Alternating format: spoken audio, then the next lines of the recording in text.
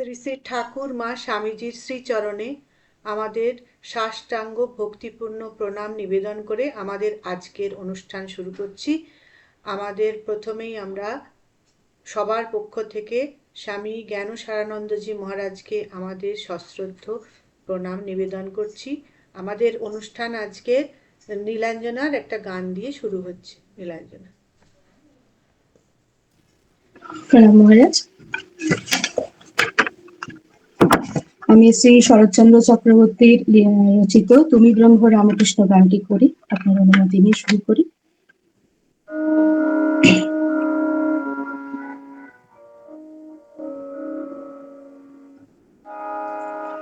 তুমি ব্রহ্ম রামকৃষ্ণ, তুমি কৃষ্ণ, তুমি রাম, তুমি ব্রহ্ম রাম কৃষ্ণ, তুমি কৃষ্ণ, তুমি রাম, তুমি বিষ্ণু, তুমি জিষ্ণু, প্রভু বিষ্ণু প্রাণারাম, তুমি ব্রহ্ম রাম কৃষ্ণ, তুমি আদি ও আধার, তুমি ব্রহ্ম নিরাকার, তুমি আদি ও আধার, তুমি ব্রহ্ম নিরাকার, তুমি নর রূপধর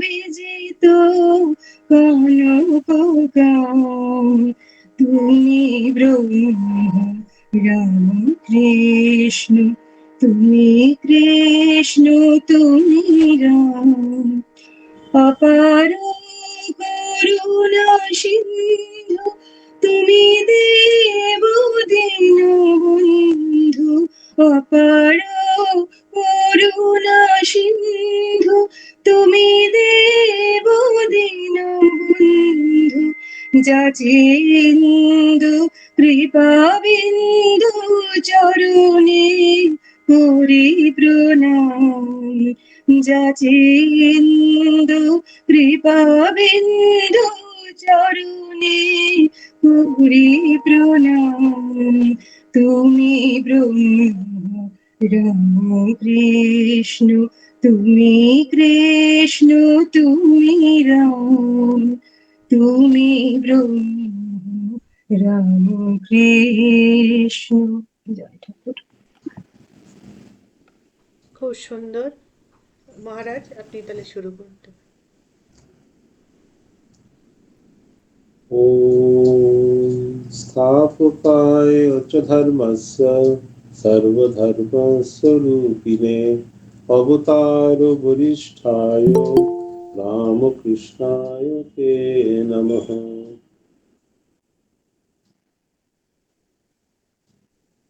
ঠাকুরমা স্বামীজি চরণে আমরা ভক্তিপূর্ণ প্রণাম জানিয়ে আজকে আমাদের পাঠ শুরু করছি।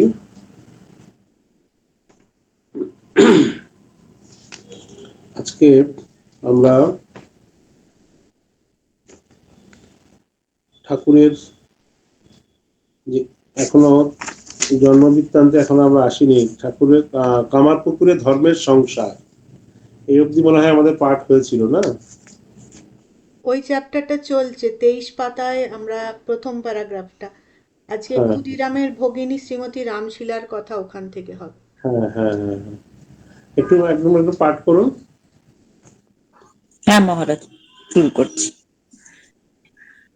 আমরা ইতপূর্বে উল্লেখ করিয়াছি, শ্রীযুক্ত ক্ষুদিরামের রামশীলা নাম্নী এক ভগিনী এবং নিধিরাম ও কানাইরাম বা রামকানাই নামক দুই কনিষ্ঠ ভ্রাতা ছিলেন। দেরেপুরের জমিদারের সহিত বিবাদ উপস্থিত হইয়া যখন তিনি সর্বশান্ত হইলেন, তখন তাহার উক্ত ভগিনীর বয়স আন্দাজ 35 বৎসর এবং ভাতৃদ্বয়ের 30 ও 25 বৎসর হইবে। তাহারা সকলেই তখন বিবাহ করিয়া সংসারে প্রবেশ করিয়াছেন।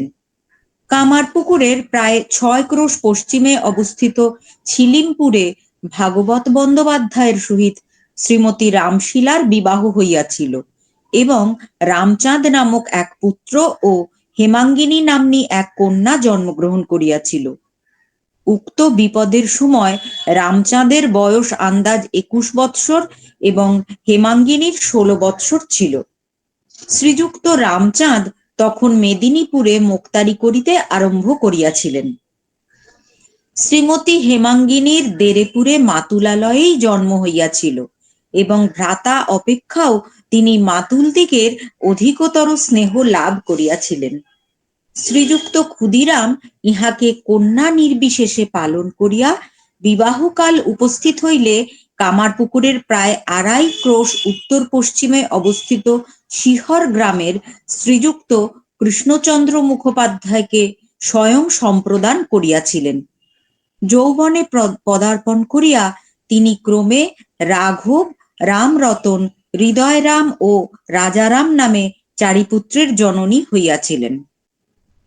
শ্রীযুক্ত ক্ষুদিরামের নিধিরাম নামক ভ্রাতার কোনো সন্তান হইয়াছিল কিনা তাহা আমরা জানিতে পারি নাই, কিন্তু সর্বকনিষ্ঠ কানাইরামের রামতারক ওরফে হলধারী এবং কালিদাস নামে 2 পুত্র হইয়াছিল। কানাইরাম ভক্তিমান ও ভাবুক ছিলেন। এক সময় কোন স্থানে ইনি যাত্রা শুনিতে গিয়াছিলেন। শ্রী রামচন্দ্রের বনগমনের অভিনয় হইতেছিল। উহা শুনিতে শুনিতে তিনি এমন তন্ময় হইয়া গিয়াছিলেন যে কৈকেয়ী শ্রী রামচন্দ্রকে বনে পাঠাইবার মন্ত্রণা চেষ্টা দিকে সত্য জ্ঞান করিয়া ওই ভূমিকার অভিনেতাকে মারিতে উদ্যত হইয়াছিলেন। সে যাহা হোক, পৈতৃক সম্পত্তি হারাইবার পরে নিধিরাম ও কানাইরাম দেরেপুর পরিত্যাগ করিয়া সম্ভবত যে গ্রামে তাহাদিগের শ্বশুরালয় ছিল সেই গ্রামে আশ্রয় গ্রহণ করিয়াছিলেন। শ্রীমতী রামশীলার পুত্র শ্রীযুক্ত রামচাঁদ বন্দ্যোপাধ্যায়ের মেদিনীপুরে মোক্তারি করিবার কথা আমরা ইতপূর্বে উল্লেখ করিয়াছি। ব্যবসায় সূত্রে ইনি ক্রমে মেদিনীপুরে বাস করিয়া বেশ 2 পয়সা উপার্জন করিতে লাগিলেন। তখন মাতুলদিগের দুরবস্থার কথা স্মরণ করিয়া ইনি শ্রীযুক্ত ক্ষুদিরামকে মাসিক 15 টাকা এবং নিধিরাম ও কানাইরামের প্রত্যেককে মাসিক 10 টাকা করিয়া সাহায্য করিতে লাগিলেন। শ্রীযুক্ত ক্ষুদিরাম ভাগিনেয়ের কিছুকাল সংবাদ না পাইলেই চিন্তিত হইয়া মেদিনীপুরে উপস্থিত হইতেন এবং 2-4 দিন তাহার আলয়ে কাটাইয়া কামারপুকুরে প্রত্যাবর্তন করিতেন। একবার ঐরূপে মেদিনীপুর আগমনকালে তাহার সম্বন্ধে একটি বিশেষ ঘটনা আমরা শ্রবণ করিয়াছি। ঘটনাটি শ্রীযুক্ত ক্ষুদিরামের আন্তরিক দেবভক্তির পরিচায়ক বলিয়া আমরা উহার এখানে উল্লেখ করিলাম। কামারপুকুরের প্রায় 40 মাইল দক্ষিণ পশ্চিমে মেদিনীপুর অবস্থিত। রামচাঁদ ও তাহার পরিবারবর্গের কুশল সংবাদ অনেকদিন না পাওয়ায় চিন্তিত হইয়া শ্রীযুক্ত ক্ষুদিরাম একদিন ওই স্থানে যাইবার জন্য বাটি হইতে নিষ্ক্রান্ত হইলেন। তখন মাঘ বা ফাল্গুন মাস হইবে। বিল্ববৃক্ষের পাতা সকল এই সময় ঝরিয়া পড়ে এবং যতদিন না নবপত্রোদ্গম হয় ততদিন লোকের শিবপূজা করিবার বিশেষ কষ্ট হয়। শ্রীযুক্ত ক্ষুদিরাম ওই কষ্ট কিছুদিন পূর্ব হইতে বিশেষভাবে উপলব্ধি করিতেছিলেন। অতি প্রত্যুষে বহির্গত হইয়া তিনি প্রায় 10 ঘটিকা পর্যন্ত অবিশ্রান্ত পথ চলিয়া একটি গ্রামে পৌঁছিলেন এবং তথাকার বিল্ববৃক্ষ সকল নবীন পত্রাভরণে ভূষিত দেখিয়া তাহার প্রাণ উল্লসিত হইয়া উঠিল। তখন মেদিনীপুর যাইবার কথা এককালে বিস্তৃত হইয়া তিনি গ্রাম হইতে একটি নূতন ঝুড়ি ও একখানি গামছা ক্রয় করিয়া নিকটস্থ পুষ্করিণীর জলে বেশ করিয়া ধৌত করিলেন। পরে নবীন বিল্বপত্রে ঝুড়িটি পূর্ণ করিয়া ভিজা গামছাখানি উহার উপর চাপা দিয়া অপরাহ্ন প্রায় 3 ঘটিকার সময় কামারপুকুরে আসিয়া উপস্থিত হইলেন। বাটি পৌঁছিয়াই শ্রীযুক্ত ক্ষুদিরাম স্নান সমাপন পূর্বক ওই পত্র সকল লইয়া মহানন্দে মহাদেব ও শীতলা মাতার বহুক্ষণ পর্যন্ত পূজা করিলেন। পরে স্বয়ং আহারে বসিলেন। শ্রীমতী চন্দ্রাদেবী তখন অবসর লাভ করিয়া তাহাকে মেদিনীপুর না যাইবার কারণ জিজ্ঞাসা করিলেন এবং আদ্যপ্রান্ত সকল কথা শ্রবণ করিয়া বিল্লপত্রে দেবার্চনা করিবার লোভে এতটা পথ অতিবাহিত করিয়াছেন জানিয়া যারপরনাই বিস্মিতা হইলেন। পরদিন প্রত্যুষে শ্রীযুক্ত ক্ষুদিরাম পুনরায় মেদিনীপুর যাত্রা করিলেন। হ্যাঁ, এইবার একটু বলি, মানে এখানে সবকিছুতে আমরা যেহেতু প্রতি লাইন বাই লাইন পড়ছি, সেই জন্য সব জায়গাতে আলোচনা বা ব্যাখ্যা করার জায়গাও নেই, আর ওটা করার মানে টাইম হবে। তো বিশেষ বিশেষ জায়গায় আমি একটু হাইলাইটস করব। যেমন এখানে এই যে বলছেন ক্ষুদিরামের দেবভক্তির পরিচয় ঘটনা, এই যে দেবভক্তি, এটা একটু আমাদের আলোচনা দরকার আছে। এই যে সেকেন্ড লাইনে বললেন, তথাকার বিল্ল বৃক্ষ সকল নবীন পত্রাভরণে ভূষিত দেখিয়া তাহার প্রাণ উল্লসিত হইয়া উঠিল। এই যে প্রাণ উল্লসিত হইয়া উঠিল, এইখানে কিন্তু আমাদের অনেক কিছু শেখার আছে। যে আমরাও এখানে দেখি আমাদের আশ্রমে আমাদের এখানে নিয়ম আছে, পয়লা বৈশাখে এখানে আমাদের হোম হয় এবং সেটা যেহেতু দিনের বেলায়, যেহেতু যদি উইকডেজে পড়ে, সেই জন্য দিনের বেলায় অনেকে আসতে পারে না, সেই জন্য আমাদের হোমটা রাতে হয়। বিশেষ পূজা ভোগ সব দিনের বেলা রাতে হয়, আর হোমটা যেটা সেটা যজ্ঞটা রাত্রেবেলা হয়, যাতে সবাই আসতে পারে, সবাই যাতে হোমে আহুতি দিতে পারে নববর্ষের প্রথম দিন। এটা আমাদের যিনি আগের মহারাজ, যিনি মায়ের সাক্ষাৎ শিষ্য স্বামী আদিনাথানন্দজি মহারাজ, উনি ওনার সময় থেকেই চলে আসছে সেই পুরনো ট্র্যাডিশন। তো অনেকে বলছে আরে দিনের বেলায় পুজো, রাতের বেলায় হোম, এটা কি, অনেকে বলেন। তো যেটা যেখানকার যে ট্র্যাডিশন, যেখানকার যে রীতি, সেটা চলে আসছে। তো ওই সময় আমরা দেখি যে এই মানে চৈত্র মাস বা বৈশাখ মাসের ওই সময়টা খুব বিল্লপত্রের খুব ক্রাইসিস হয়। আমরা অনেককে বলি, অনেক মানে ভলান্টিয়ারদের, অনেক ভক্তদের বলি যে তোমাদের বাড়ি থেকে ওগুলো নিয়ে আসবে। তো এইখানে আমরা যে দেখলাম যে শ্রীযুক্ত ক্ষুদিরাম এই যে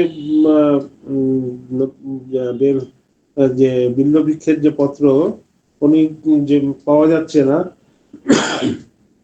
সেগুলো মানে যে বেলপাতার যে অভাবটা, সেটা আমি অনেকদিন ধরে অনুভব করছিলেন, কিন্তু কিছু বলতে পারছিলেন না। কিন্তু কি করবে, সেই দিয়ে মানে পুজো করতে হবে, অনেক দিয়ে কোনোভাবে ম্যানেজ করছিলেন। কিন্তু যখন যাত্রা পথে যখন উনি দেখলেন যে নতুন একদম কচি বেলপাতা, তখন কিন্তু ওনার ভেতরে সেই একটা উদ্দীপন, এই যে কথাটি মহারাজ বলছেন যে তথাকার বিল্ল বৃক্ষ সকল নবীন পত্রাভরণে ভূষিত দেখিয়া তাহার প্রাণ উল্লসিত হইয়া উঠিল। এই যে প্রাণ উল্লসিত হইয়া উঠিল মানে কি, তার সাথে ভগবানের সবসময় একটা যোগ ছিল। আমরা দেখেছি সবসময় তিনি একদম মানে তার যে ইষ্ট দেবতা সেবা পূজা নিয়ে তিনি ব্যস্ত থাকেন। তার ভগবানন্ত প্রাণ, তার সবকিছুই তার মানে ঈশ্বর কেন্দ্রিক, তার সমস্ত কাজকর্ম। তো যখন যাচ্ছিলেন, যেতে যেতে তার ওই মানে বেলপাতা দেখে তার খুব আনন্দ হলো। উনি উনি চাইছিলেন যে এতদিন ধরে পুজো করতে পারছি না, তো এই বেলপাতা দিয়ে পুজো করলে কেমন হয়। এবং তিনি, আমরা দেখলাম যে উনি বেল পাতা সংগ্রহ করলেন, করে এসে বাড়ি এসে পুজো দিলেন, আবার রিটার্ন বাড়িতে চলে গেলেন। তো অনেকে বলবে আরে কি এতটা পথ এসে আবার ব্যাকে গেল, আবার ফিরে গেল। এই যে এখানে ভক্তের হৃদয়ে সবসময় ভগবান মানে একদম জাগরুক।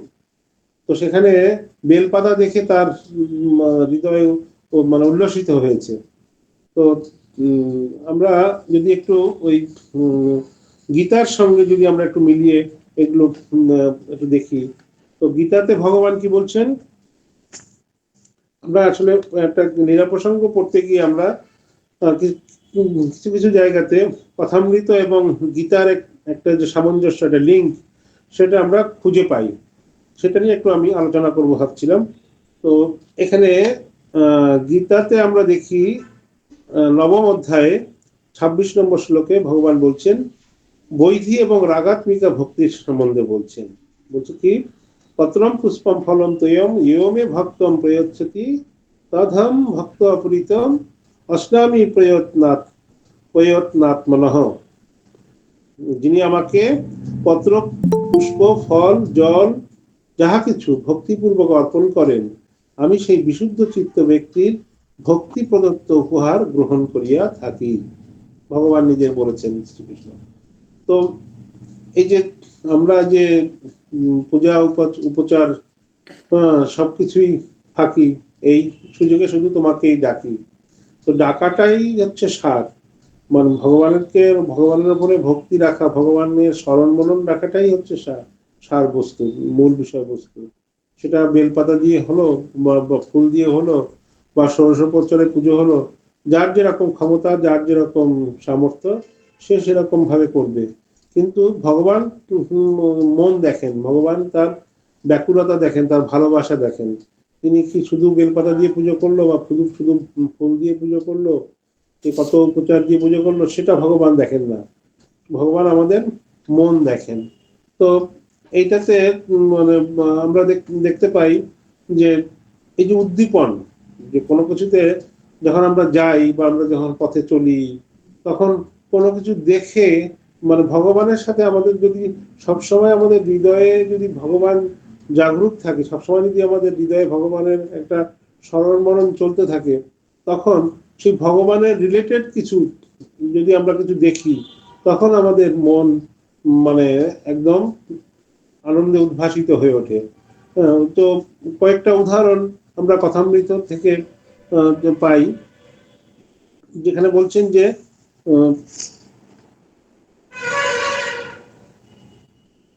এখানে কথামৃতের একদম কয়েকটি এরকম উদাহরণ আছে। যেমন বলছেন এখানে ঠাকুর বলছেন এখানে যে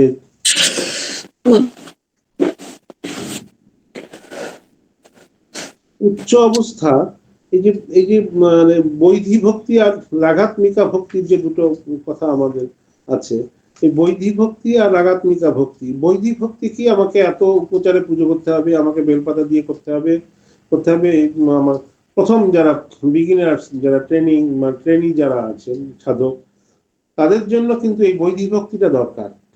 রাগাত্মিকা ভক্তি হচ্ছে সব থেকে মানে বড় ভক্তি, যে শুধু ভগবানের নাম গুণগান, শুধু ভগবানের নাম চিন্তন। সেটা সবার জন্য নয়, সব স্টেজের জন্য নয়। প্রথমে কিন্তু আমাদের এই বৈধি ভক্তির মাধ্যমেই যেতে হবে। তারপরে যখন বৈধি ভক্তিতে যখন পাকা হয়ে যাবে, তখন রাগাত্মিকা ভক্তি। সেই বৈধি ভক্তির জন্যই আমাদের এই যে ছোট ছোট উপচার, সেই উপচার দিয়ে কিন্তু আমাদের ভগবানের পুজো করতে হবে, তাদের স্মরণ মরণ করতে হবে। ঠাকুর বলছেন যে এখানে এইভাবে বৈধি ভক্তি সাধিতে সাধিতে তাহা ক্রমে রাগ ভক্তিতে পরিণত হয়। রাগ ভক্তি কি, যে ভগবান বলছেন যে শ্রী শ্রী ঠাকুর পাকা ভক্তি বা প্রেম আখ্যা দিয়েছেন। যে ভক্ত সে অবস্থা লাভ করিয়াছেন, তাহাকে প্রেমিক ভক্ত বলা হয়। তো ভক্তির বহিরঙ্গ ও অন্তরঙ্গ উভয় প্রকার সাধনার কথা শ্রী শ্রী ঠাকুর শ্রীযুক্ত গিরিশকে সংক্ষেপে বলেছেন। তো এই যে আমাদের যে শুদ্ধা ভক্তি, যে শুদ্ধা ভক্তির কথা যিনি বলেছেন, যে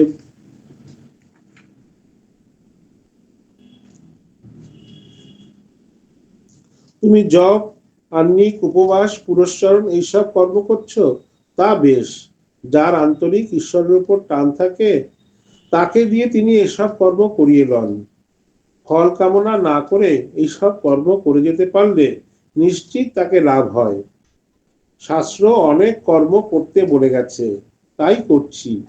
এইরূপ ভক্তিকে বৈধি ভক্তি বলে। আর এক আছে রাগ ভক্তি। সে ভক্তি যদি আসে, আর বৈধি কর্মের প্রয়োজন হয় না। তো ঠাকুরের কাছে দক্ষিণেশ্বরে একটি পরিবারের দুটো দুজন নববধূ এসছেন, দুই ভাইয়ের দুই বধূ এসছেন। তো ঠাকুর তাদের বলছেন যে তারা দুটি ভক্তদের পরিবারের আসিয়া ঠাকুরকে প্রণাম করিলেন। তাহারা ঠাকুরকে দর্শন করিতে আসিয়াছেন, এই জন্য উপবাস করিয়া আছেন, যে আগে ঠাকুরের কাছে যাব, ঠাকুরকে দর্শন করব, ঠাকুরকে প্রণাম করব, তারপরে আমরা উপবাস ভঙ্গ করব, মানে জলস্পর্শ করব, জল গ্রহণ করব।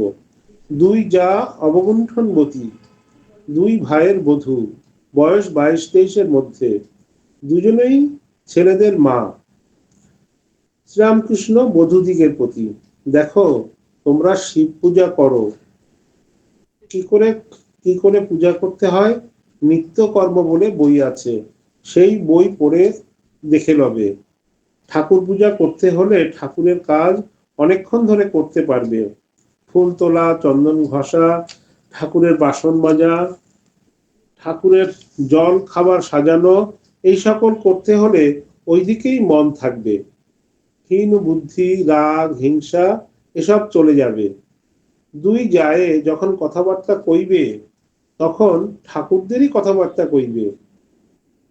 যা বললুম শিব পূজা এইসব করতে হয়, তারপর পাকা হয়ে গেলে বেশি দিন পূজা করতে হয় না, তখন সর্বদাই মনের যোগ হয়ে থাকে, সর্বদাই স্মরণ মনন থাকে। তো এই যে বলছেন তোমরা উপবাস করে এসেছো কেন, খেয়ে আসতে হয়। মেয়েরা আমার মার এক একটি রূপ কিনা, তাই তাদের কষ্ট আমি দেখতে পারি না, জগন্মাতার এক একটি রূপ, খেয়ে আসবে, আনন্দে থাকবে। তো এগুলো আমরা বলি যেরকম অত উপবাস অত কিছু দরকার নেই, আশ্রমে এসছেন, আশ্রম ঠাকুরের প্রসাদ খেলেই হলো। আমাদের মানে কেউ উপোস দেখলে আমাদের খারাপ লাগে, ভক্তরা আমরা খাবো, ভক্তরা উপোস থাকবে, আমরা সেটা বলি। যদি বৈদিক সাধনা ঠিকভাবে করা না হয় এবং তাহার ফলে রাগ ভক্তির উদয় না হয়, তবে বৈদিক সাধনাতে নিষ্ঠা বজায় রাখা যায় না। সে বিষয়ে বলিতেছেন বিধিবাদীয় ভক্তি, যেমন হাওয়া পাবে বলে পাখা করা, হাওয়ার জন্য পাখার দরকার হয়, ঈশ্বরের উপর ভালোবাসা আসবে বলে জপ, তপ, উপবাস। এই যে এই মানে সবকিছুই ঈশ্বর কেন্দ্রিক, ঈশ্বরের উপরে ভালোবাসাটা আনাটাই হচ্ছে মানে মূল কথা। সেটা এই মানে পত্র পুষ্প চয়ন করে হোক, ধ্যান করে হোক, উপোস করে হোক, সেটা প্রথম আমাদের এই বৈদিক ভক্তিটাকে পাকা করার জন্য এগুলো করতে হবে। একদম মানে ডাইরেক্ট আমি একদম সব ছেড়ে দিয়ে ঠাকুরের নামে একদম মানে জপ ধ্যান একদম মেডিটেশন করব, ধ্যান করব, সেটা হয় না, সেটা সবার জন্য নয়। যাদের খুব উচ্চ অবস্থা তাদের কথা আলাদা, কিন্তু ঠাকুর কিন্তু এইসব কথা বারবার বলেছেন। এই যে আমাদের ক্ষুদিরাম চট্টোপাধ্যায় এই যে ঘটনাটি, এটা কিন্তু এই বৈদিক ভক্তির একটি লক্ষণ, যে উনি এত বড় জ্ঞানী, এত বড় মানে বাক সিদ্ধ পুরুষ, উনিও কিন্তু বেলপাতা দেখে উনি কিন্তু মানে লোভ সামলাতে পারলেন না। বেলপাতা দেখে আবার অতটা পথ, আগেকার দিনে তো এরকম আমাদের মতো গাড়ি ঘোড়া ছিল না, সব পদব্রজেই সব ভ্রমণ করতে হতো। কেউ অনেক 1-1.5 বছর ধরে তীর্থ ভ্রমণ করতো পায়ে হেঁটে। তো অতটা পথ গিয়ে আবার তিনি ফিরে এলেন কেন? শুধুমাত্র ওই ভালো কচি বেলপাতা দেখেছে, সেই বেলপাতা দিয়ে পুজো করার জন্য। আর এক জায়গায় বলছেন এরকম, আর এক জায়গায় ঠাকুর এরকম খুব সুন্দর বলছেন, কালকে দেখছিলাম। তো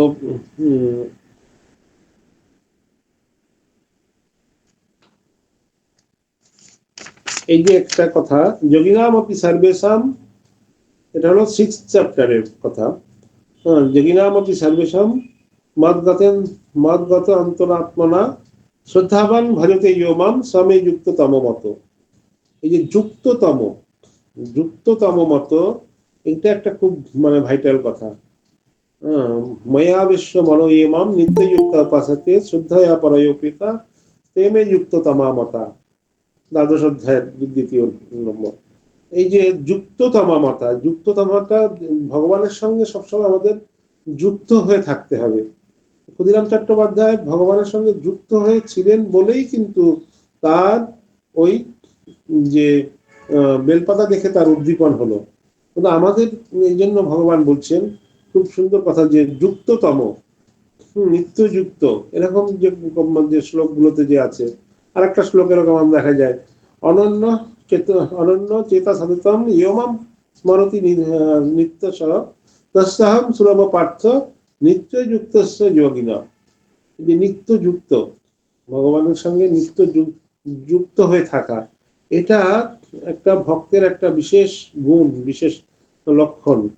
তো যারাই এই মানে এই যুক্ত হতে পেরেছেন, ঈশ্বরে যাহারা যুক্ততম, তাহাদের একটি মাহাত্ম্যের কথা শ্রী শ্রী ঠাকুর এইভাবে বুঝাইতেছেন, বলিতেছেন, এরূপ অবস্থা লাভে যাহারা ধন্য, তাহাদের বিষয়াসক্তি কিছুমাত্র থাকে না, তাহাদের সহজেই উদ্দীপন হয়।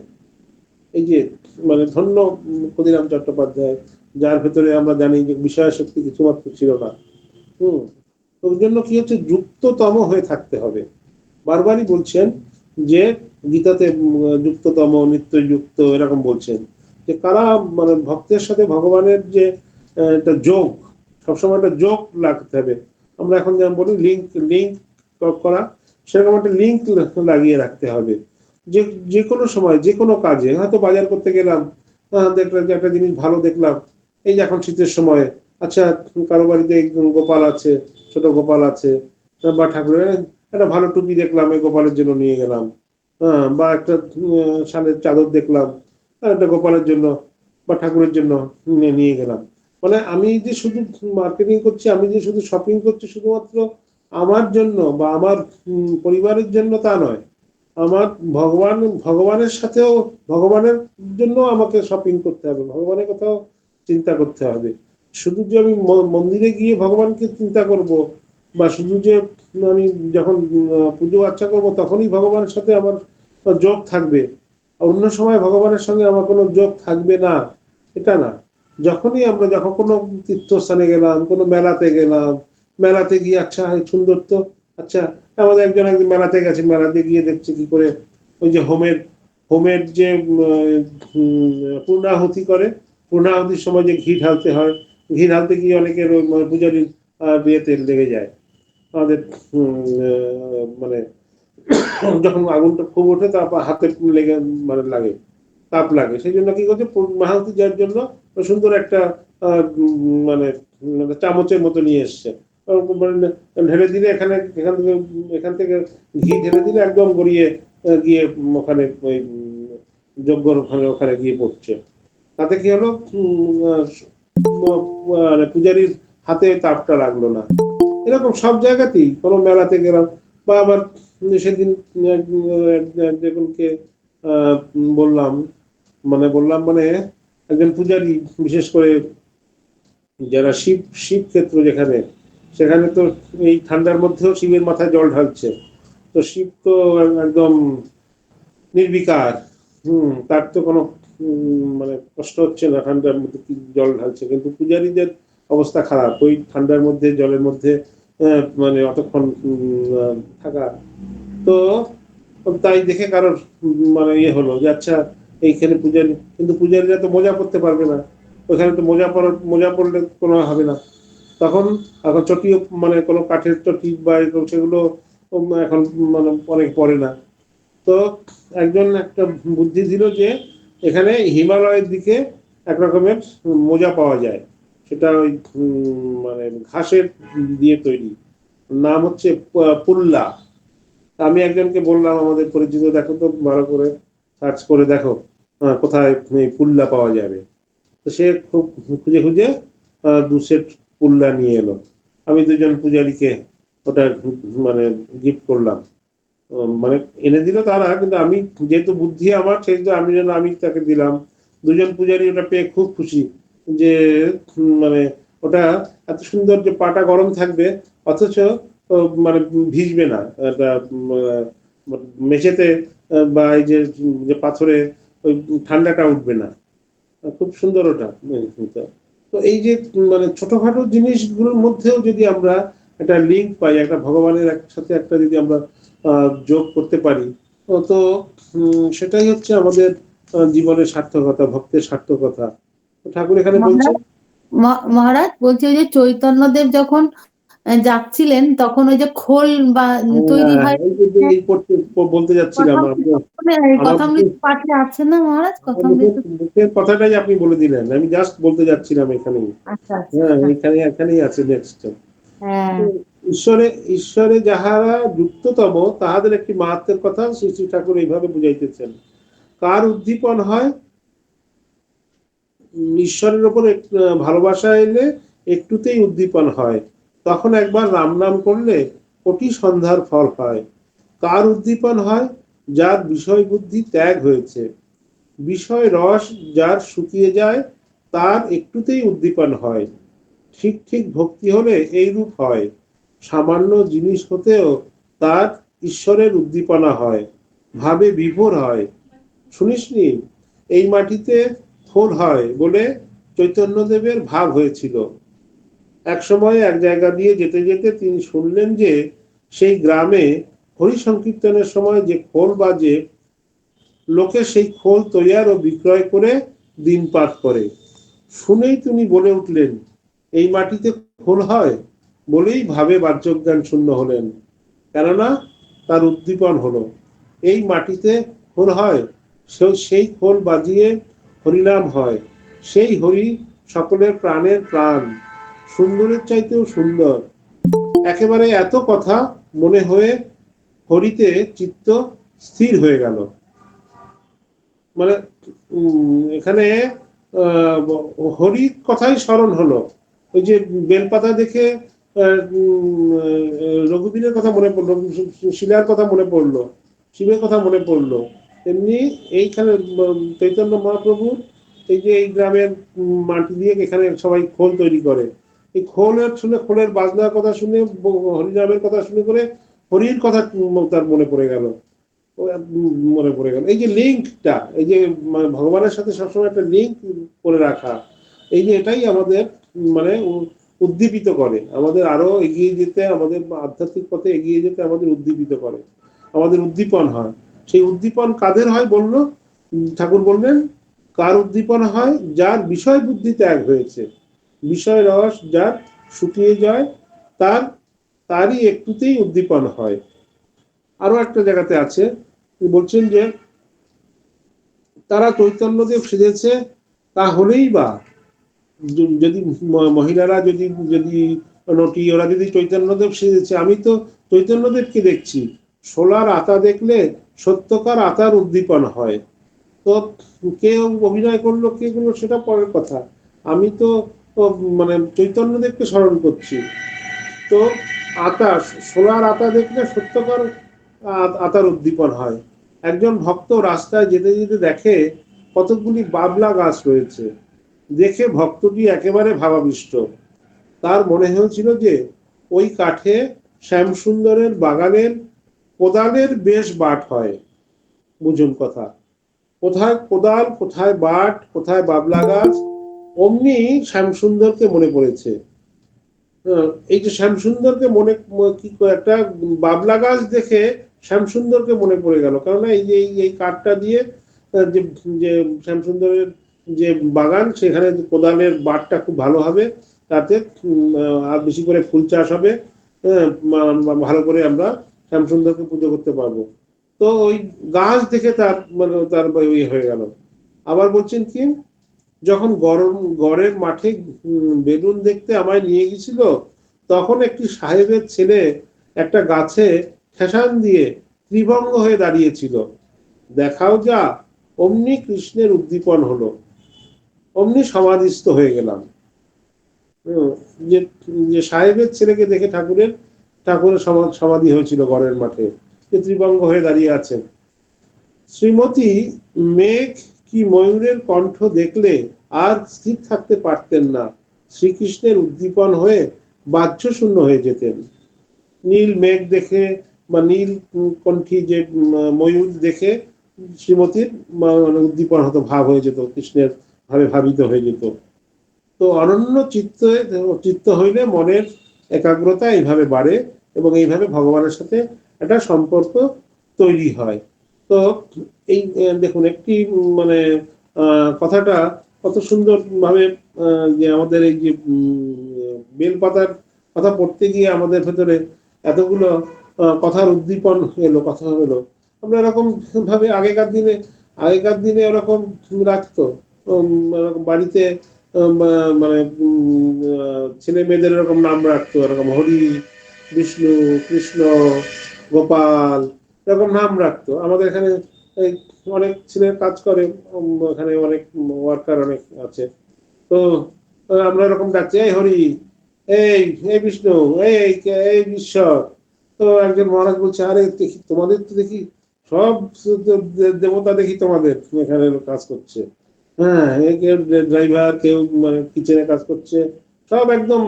একজনের নাম ঈশ্বর, একজনের নাম বিষ্ণু, একজনের নাম সুখদেব, আমাদের অফিসে একটা ছেলে আছে সুখদেব। তো এরকম মানে পুরো একদম এই কেন কি তখন চিন্তা করতে যে এদের ডাকলে ভগবানের কথা স্মরণ হবে, এদের কথা মনে করলে ভগবানকে কথা মনে পড়বে। সেই জন্য এরকম নাম আগেকার দিনে মানে গুরুজনরা দিত। এখন এসব দিলে সব ব্যাকডেটেড।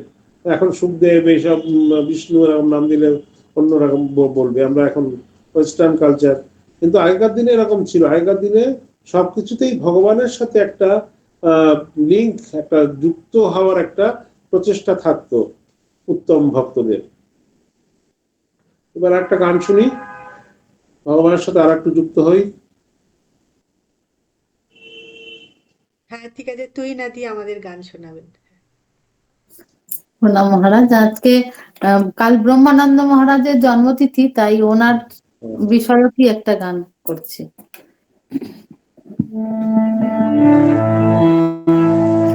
ঠাকুর বসিয়া ভাব দৃষ্টি করিয়া প্রসারিত, লহরীর পর লহরী তুলিয়া গঙ্গা প্রবাহিত,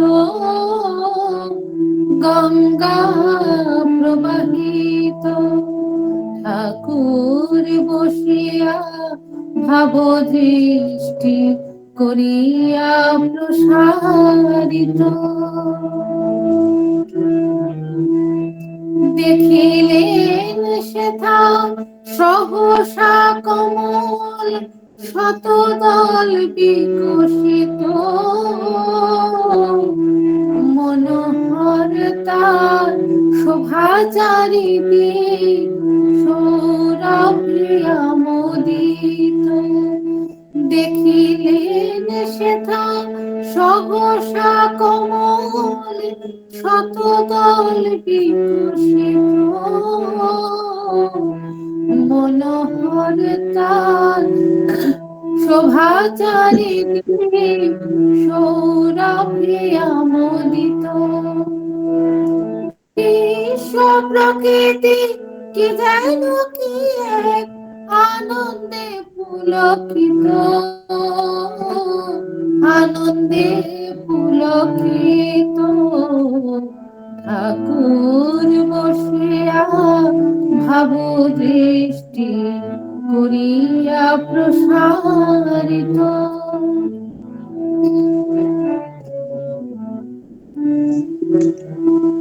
কৃষ্ণ কিশোর সঙ্গীর হাত ধরিয়া তাহাতে নাচিছে, সুললিত সে ছন্দে তাদের চরণে নূপুর বাজিছে। কৃষ্ণ কিশোর সঙ্গীর হাত ধরিয়া তাহাতে নাচিছে, সুললিত সেই ছন্দে তাদের চরণে নূপুর বাজিছে।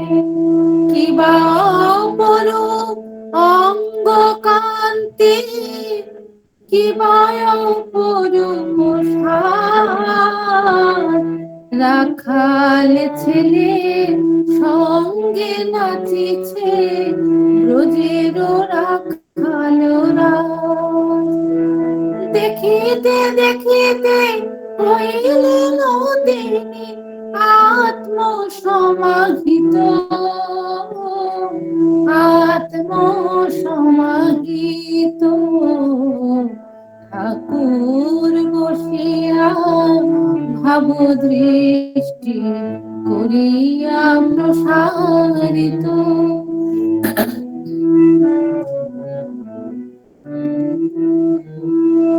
সেইখানে এক প্রিয় দর্শন কুমার ভক্ত শনি, আসিয়া সেথায় প্রণাম জানায় তাহার শ্রীচরণে।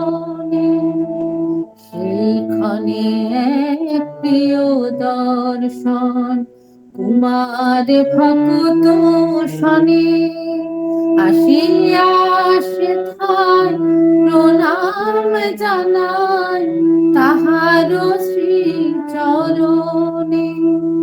এই তো তাহার সত্য দেখা, সেই যে রাখাল ছেলে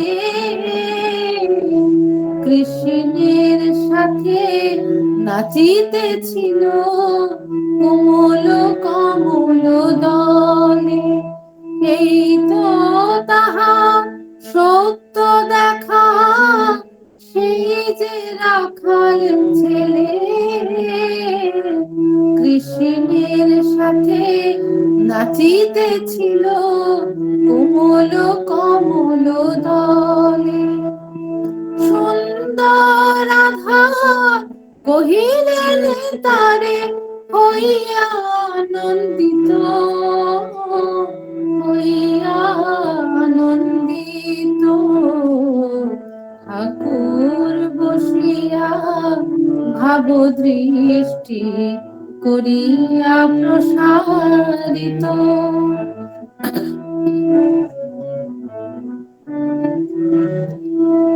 স্মিত হেসে তিনি করিলেন তারে সাদর সম্ভাষণ।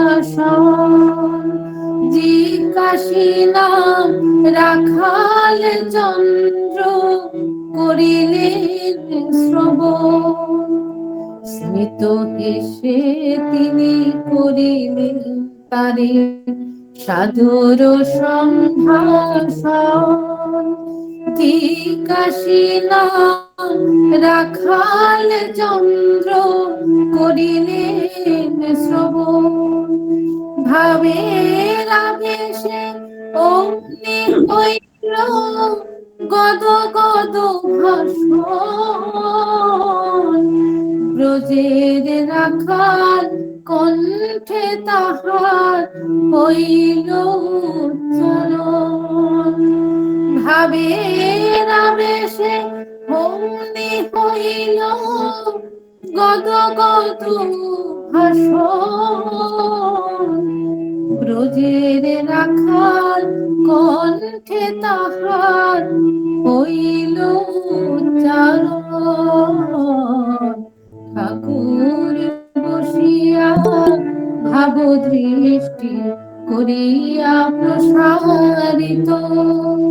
লহরীর পর লহরী তুলিয়া গঙ্গা প্রবাহিত, গঙ্গা প্রবাহিত। বাহ, খুব সুন্দর কীর্তনাঙ্গের গান। অপূর্ব, আমাদের সবাইকার মনটা একটা অন্য জায়গায় নিয়ে গেলেন। অনেক ধন্যবাদ, থ্যাংক ইউ। খুব সুন্দর কীর্তন। তো এই রাজা মহারাজের এরকম এই সব উদ্দীপনের অনেক ঘটনা আছে, অনেক ছোট ছোট ঘটনা আছে রাজা মহারাজের। এরকম মাছ ধরছেন, মাছ ধরতে উনি পছন্দ করতেন। মাছ ধরতে গেছে, মাছ ধরছেন, মানে ওরকম মাছ ধরতে তার ভেতরে তার উদ্দীপন এলো, বা ওরকম মানে তার সবসময় তিনি একটা মানে স্বামীজি বলছেন না যে রাজা আমাদের সব আধ্যাত্মিকতা, রাজা সবার থেকে বড়, তেমনি ওই যে যে তামাক খাচ্ছেন, তামাক খেতে খেতে তামাক তিনি খাচ্ছেন, প্রায় মুখে লাগানো আছে, কিন্তু তার মন চলে গেছে অনেক অনেক উপরে, সে তখন অর্ধবাহ্য দশায় চলে গেছে। কে তামাক খাচ্ছে, কি খাচ্ছে, মানে লোকে দেখতে পাচ্ছে যে হ্যাঁ তামাকের নলটা মুখে লাগানো আছে, কিন্তু তিনি এ জগতে নেই, তিনি অন্য জগতে পৌঁছে গেছেন। মানে এই এই বৃন্দাবনে বৃন্দাবনে যখন ঘুরতে গেছেন তখন সব ঠাকুরের জীবনে, মায়ের জীবনে মানে সব এই যমুনা নদীর তীরে গিয়ে তারপরে যে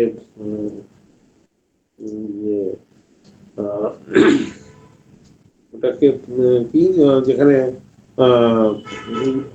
গোবলয়, যেখানে যেখানে কৃষ্ণ যেখানে গোচারণা করতেন, ওইসব ওখানে গিয়ে গিয়ে সেই গরু দেখে, সেই ধেনু দেখে ভাব সমাধি হয়ে গেছে। তো এরকম একটা বিশেষ বিশেষ জায়গায় গিয়ে বিশেষ বিশেষ জিনিস দেখে মানে ঠাকুরমা, স্বামীজি বা রাজা মহারাজ, এনাদের কথা তো আলাদা, এনাদের তো ভাব সবসময় ভাব লেগেই আছে, কিন্তু তার পরবর্তীতেও আমাদের যারা মহারাজরা, সিনিয়র মহারাজদের যারা, তাদেরও একই অবস্থা একদম। ভূতিসারদী মহারাজ ওখানে কাশী বেনারসে ভগবানের ওখানে বিশ্বনাথে গিয়ে তার এরকম ভাবে একদম পাটলমল করছেন, সেবকরা ধরে ধরে ধরে নিয়ে যাচ্ছেন। তো দেখে বিশ্বনাথকে দর্শন করে ভাবস্থ হয়ে গেছেন। আবার মহারাজ অমরনাথে গিয়ে অমরনাথের দেখে সেই যে বরফের যে লিঙ্গ দেখে তার সেভাবে একদম বাহ্যদশা হয়ে গেছে।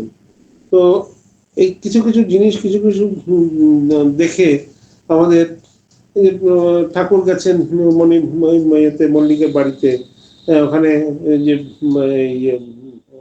বা পুকুরের মাছেরা ঘোরাঘুরি করছে, যে কত যেন মিন সরোবরে যেন মুক্ত ঘোরাঘুরি করছে, তো দেখে ওই মাছের দেখে তার মানে তার সমাধি হয়ে যাচ্ছে। তো আমাদের এইসব ঘটনাগুলো মনে করতে হবে যে আমাদের তেমনি যত বেশি আমরা আমাদের তো সাধন ভজন বা ত্যাগ তপস্যা অত বেশি নেই, কিন্তু আমাদের মনটাকে আমাদের সবসময় ভগবানের দিকে রাখতে হবে, এবং এইসব ছোটখাটো জিনিস দেখে, বাহ্যিক জিনিসগুলোকে দেখে যারা মানে এমনি যারা টুরিস্ট বা এমনি যারা, তারা বাইরের প্রকৃতিকে দেখে তারা অন্যরকম আনন্দ গ্রহণ করবে, তারা অন্যরকমের আনন্দ পাবে, কিন্তু যারা ভক্ত তারা কিন্তু এই তীর্থস্থানে গিয়ে প্রকৃতির সুন্দর সুন্দর রূপ দেখে তাদের ভেতরে একটা উদ্দীপন হয়।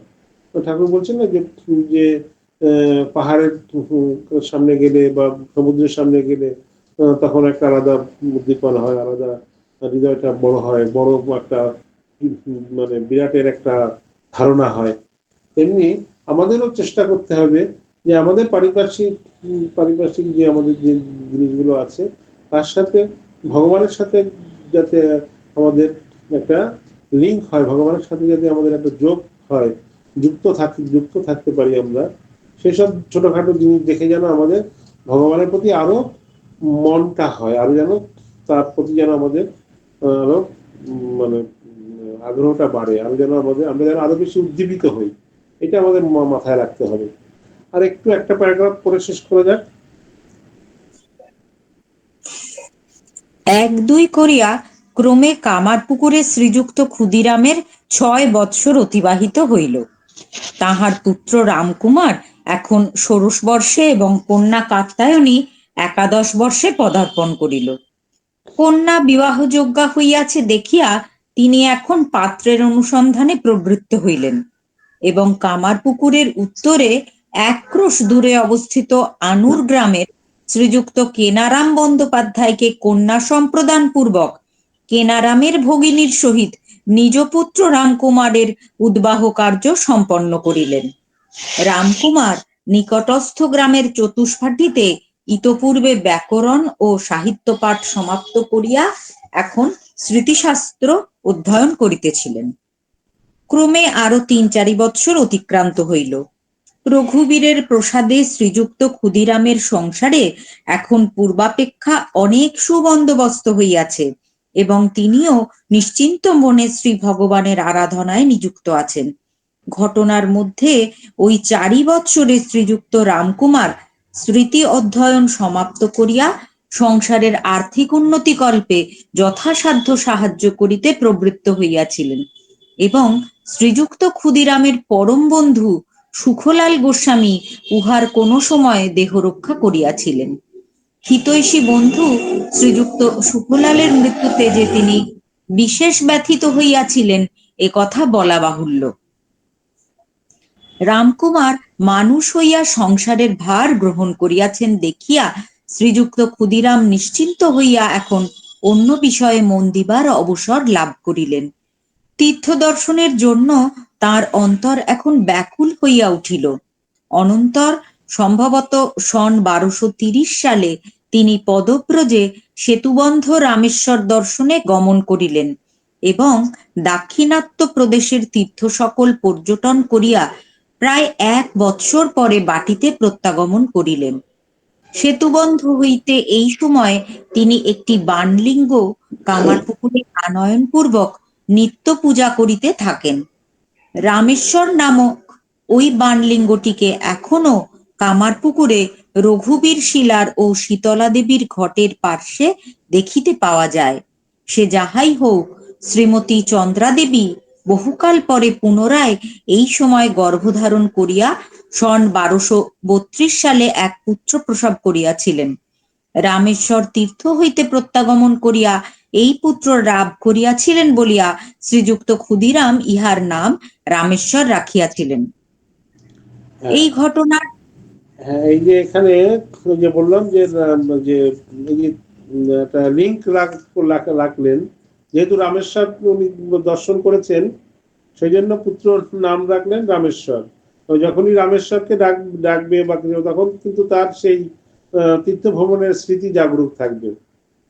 একটু আগে আমরা যে বললাম যে আগেকার দিনে যেরকম নাম টাম রাখতো এরকম, তো এরকমই যে ভগবানের নাম স্মরণ হবে, মানে কারণে অকারণে আমরা ভগবানের নাম স্মরণ করতে পারবো, সেই জন্য নামগুলো ওরকম রাখার একটা রীতি ছিল, যেটা আমরা এখানে রামেশ্বরের ঠাকুরের যে যিনি অগ্রজ রামকুমার, তারপর হচ্ছে রামেশ্বর, তারপরে ঠাকুর, এই যে রামেশ্বর মধ্যম ভ্রাতা, তো তাকে লাভ করেছে যেহেতু রামেশ্বর দর্শন করার পরে, সেই জন্য তার নাম ওখানে রাখা হয়েছে।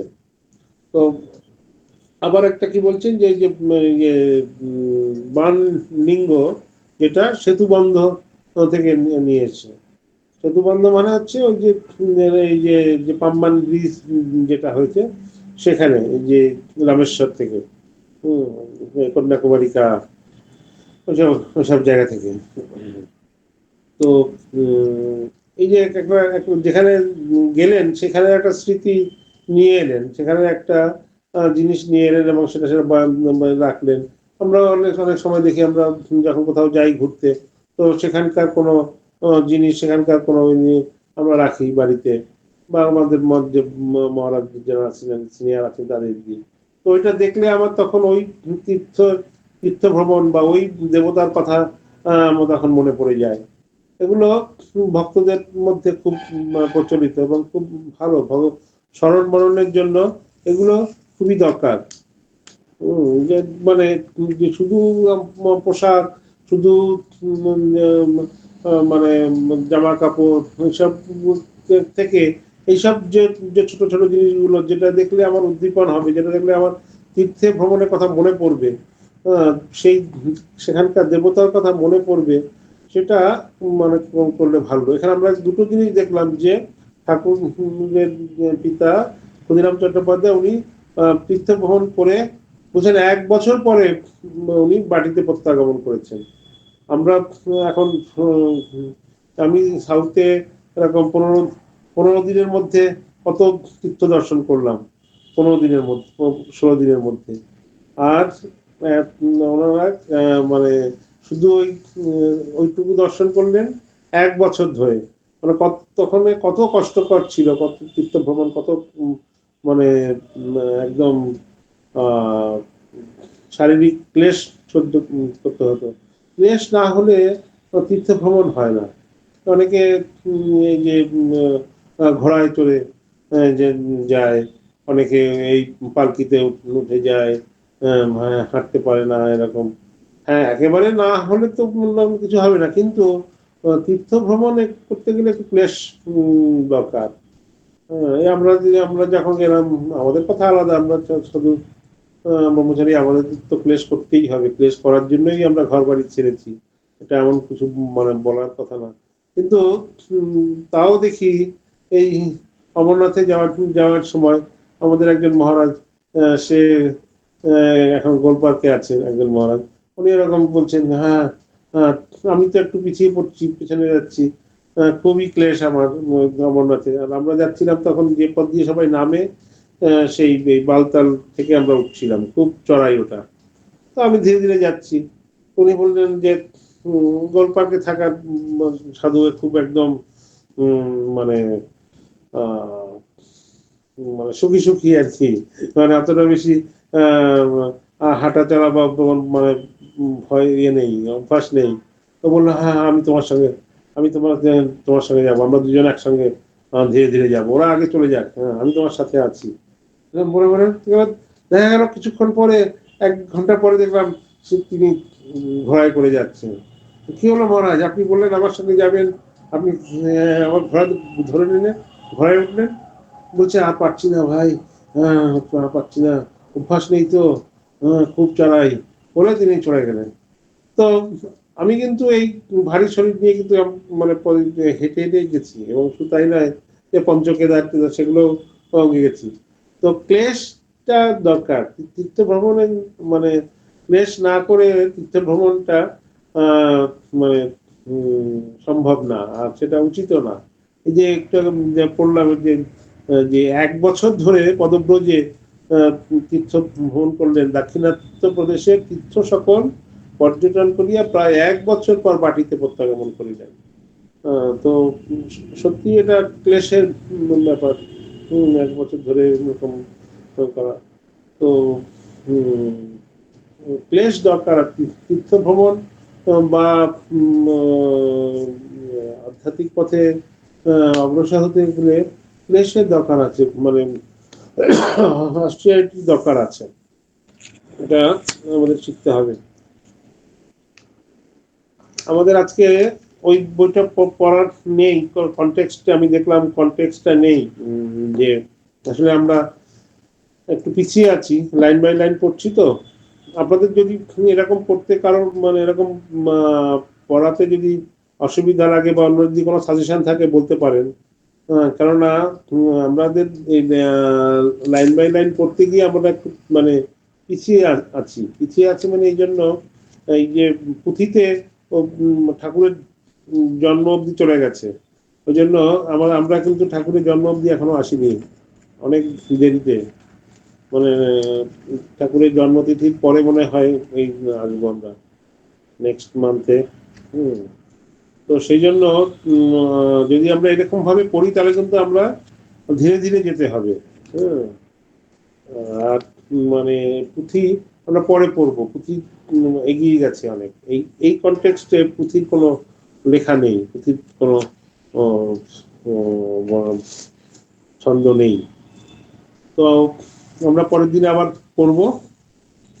আর যদি আপনারা সাজেস্ট করেন যে না বিশেষ বিশেষ অংশ বিশেষ নিয়ে পড়ুন, শুধু এরকম রিডিং এরকম পড়তে ভালো লাগছে না, হয়তো রিডিং তো আমরা নিজেরাও পড়তে পারি বাড়িতে, তাহলে আর ক্লাস করে কি হবে, সেটাও যদি বলেন তাহলে আমরা এরকম আজকে যেরকম আলোচনা করলাম ওই দেব ভক্তির পরিচয়, যে উদ্দীপনা, যুক্ততম, যেটা আলোচনা করলাম, তো সেরকম বিশেষ বিশেষ সেটাও করতে পারি, আপনারা যেরকম সাজেস্ট করবেন সেরকম। আজকে তাহলে এই অবধি থাক, একটা গান করে শেষ করি, টাইম হয়ে গেছে আমাদের। যদিও খুব ঠান্ডায় ভুগছি, গান তত ভালো হবে না, আপনাদের গান অনেক ভালো হচ্ছে।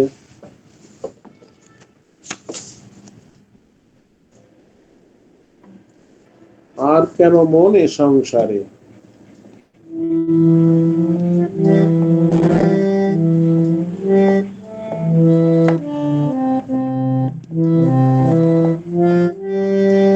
শোনা যাচ্ছে? শোনা যাচ্ছে? শোনা যাচ্ছে। আর কেন মনে সংসারে, যাই চলো সেই নগরে। আর কেন মনে সংসারে, যাই চলো সেই নগরে। সেথা দিবানিশি পূর্ণ শশী, দিবানিশি পূর্ণ শশী, আনন্দে বিরাজ করে। দিবানিশি পূর্ণ শশী, আনন্দে বিরাজ করে। আর কেন মনে সংসারে, যাই চলো সেই নগরে। আর কেন মনে সংসারে, যাই চলো সেই নগরে।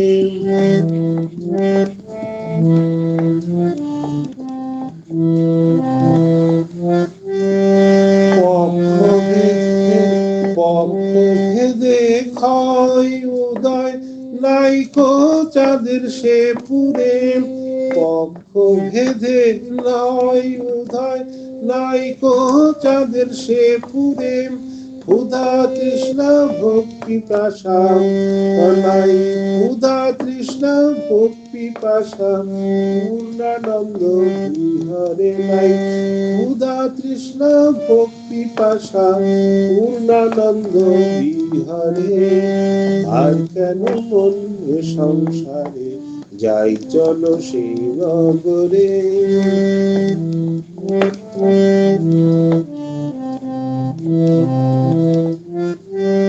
সুধা করে সুধাক্ষরে, রবি বিষ ভিতরে।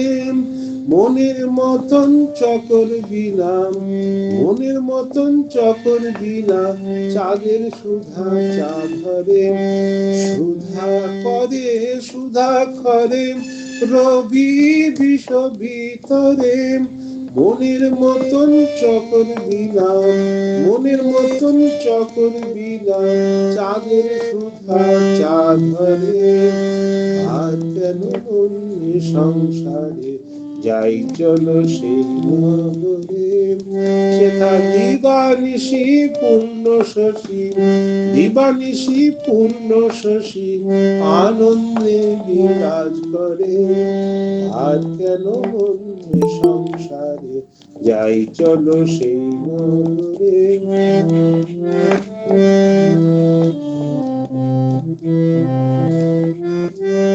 তোমার মতন হয় যোজনা, সেই তো গরল পান করে। ওমন তোমার মতন হয় যে জ্বালা, সেই তো গরল পান করে। আবার জ্ঞান হারায় বিষের জ্বালায়, জ্ঞান হারায় বিষের জ্বালায়, জ্ঞান হারায় বিষের জ্বালায়, কেবল গতায়াত করে। জ্ঞান হারায় বিষের জ্বালায়, কেবল গতায়াত করে। আর কেন মনে সংসারে, যাই চলো সেই নগরে।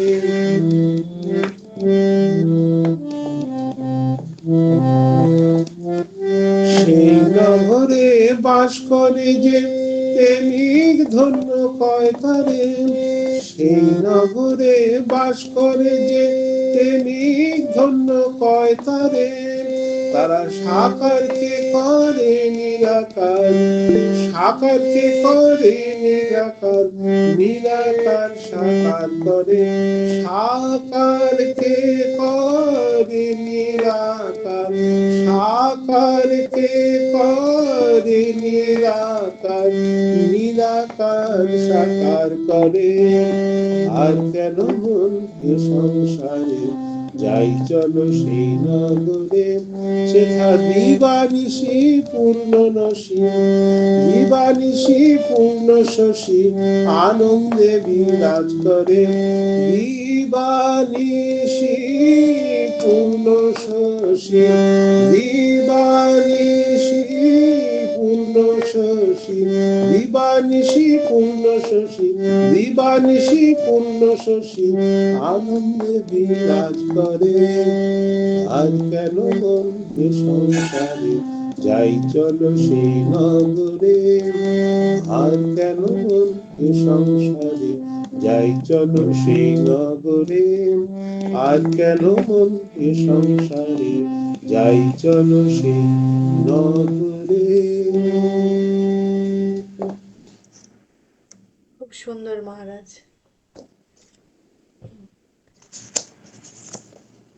গলা বসে আছে, সুন্দর। আমি নিতে পারছি ঠান্ডা না। লেগেছে, বোঝা গেছে, বোঝা যাচ্ছে খুব ঠান্ডা লেগেছে। তো আমাদের পরের ক্লাসটা কবে হবে মহারাজ? পরের ক্লাস হতে পারে, এরপরে ঠাকুর উৎসব এসে যাচ্ছে। আমাদের এখানে 8 তারিখে একটা ভক্ত সম্মেলন আছে। আচ্ছা, 2 তারিখে করলে হয়? হ্যাঁ, 2 তারিখে, মানে এরপরে ব্যস্ত হয়ে যাব। ঠিক আছে, 2 তারিখে। 2 তারিখে আচ্ছা, করলে হয়। আর আমাকে জানাবেন যে এরকম মানে লাইন, এরকম মানে রিডিং পড়তে আপনারা বোরিং হচ্ছেন না তো? বা এরকম। মহারাজ আপনার মতো মানে আপনাদের মতো আচার্যদের কাছে পড়তে পারলে ধীরে পড়াটাই তো ভালো। তারা তো আমাদের কিছু নেই, অন্যরা এবার যা বলেন। চাইলে চাইলে আমি ওই যেরকম বিশেষ বিশেষ যেখানে করি, সবগুলো তো মানে static না, আহ, মানে ব্যাখ্যার দরকার। উম, উম, সব জায়গায় ব্যাখ্যার দরকার নেই। সেই জন্য যদি আপনারা চান ওগুলো আমরা স্কেপ করে যেতে পারি। আর যদি মনে করেন যে না পুরোটাই পড়া হবে, দেরি হোক, তাও চলবে। আপনাদের যেটা সুবিধা সেটা বলবেন। ঠিক আছে? ঠিক আছে, ওরা কি বলে বাকিরা, কিছু তো এখন বলছে না। হ্যাঁ, কি সবাই ভালো থাকুন, সবাই ভালো স্লো থাকুন। হলে কি অসুবিধা আছে? আহ, মহারাজ প্রণাম। তবে যত বই পড়া যায় তত কিন্তু ভালো মহারাজ। বই পড়তে তত ভালো লাগছে যখন পড়া যায়। হ্যাঁ, আমি প্রেফার করি লাইন বাই লাইন পড়তে, কারণ তাহলে আমারও আরেকবার পড়া হয়ে যাবে। আমারও মানে ইন্টারেস্ট বেশি লাইন বাই লাইন পড়াতে।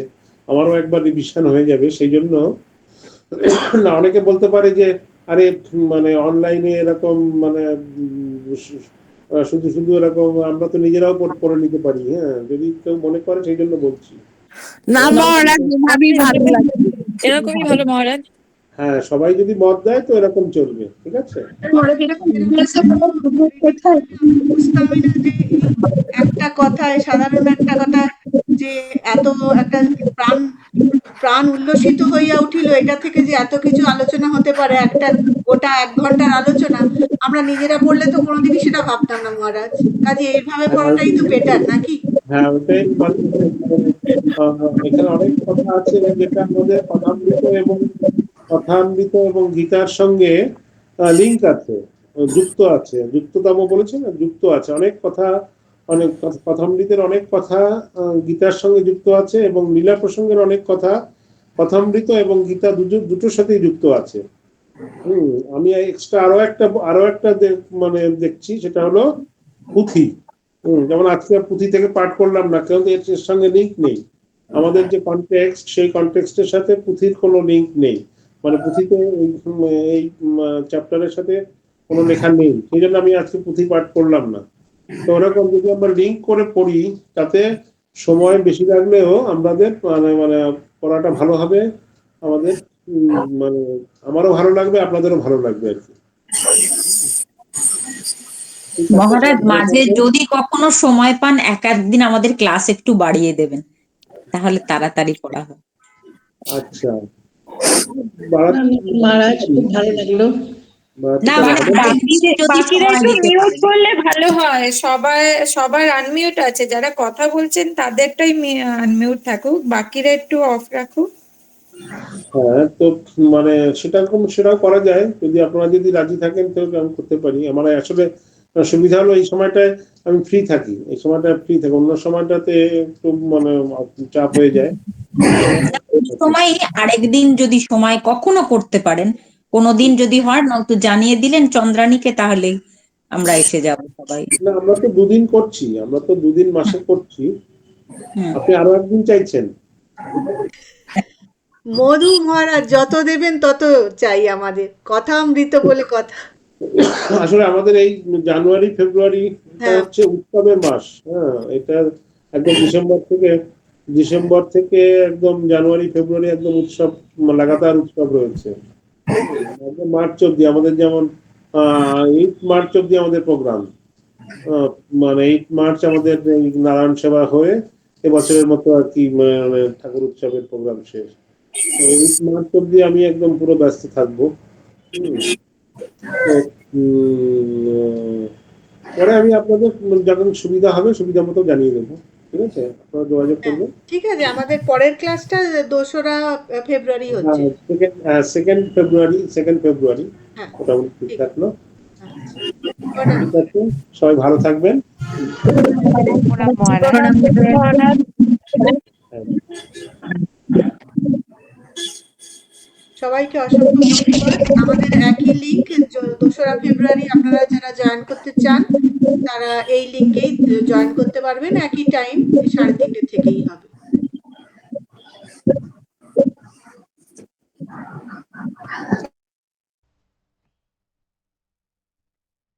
আর কিছু বলছেন? আপনার মিউট আছে দীপাদি, আপনি শুনতে পাচ্ছি না। আচ্ছা, বলছি খুব ভালো লাগলো সবাইকেই নমস্কার। হ্যাঁ, নমস্কার। আপনাকেও নমস্কার। এই ক্লাসের লিঙ্কটা সেম রাখা হয়, ওটা একটু মানে বারবার যারা নতুন জয়েন করছে তাদের জন্য, হ্যাঁ, যে এই লিঙ্কটা সেম আপনারা সেভ করে রাখবেন প্লিজ। হ্যাঁ, সেটাই আপনারা সেভ করে রাখবেন। তা- আর যেখান থেকে পেয়েছেন নেক্সটার ফ্লায়ার এমনি সেখানেও পেয়েও যাবেন। তাও আর বুধবার দিনও আমাদের একটা ক্লাস আছে 3:30 থেকে এই একই লিঙ্কে। সেটা অবশ্যই ইংরেজিতে, lectures from Colombo to Almora Swami শান্তিব্রতানন্দজির, একই লিঙ্কে হবে এই বুধবার 3:30। সেটাও পাঠিয়ে দেব। ঠিক আছে তাহলে। জয় ঠাকুর, প্রণাম। হ্যাঁ, প্রণাম।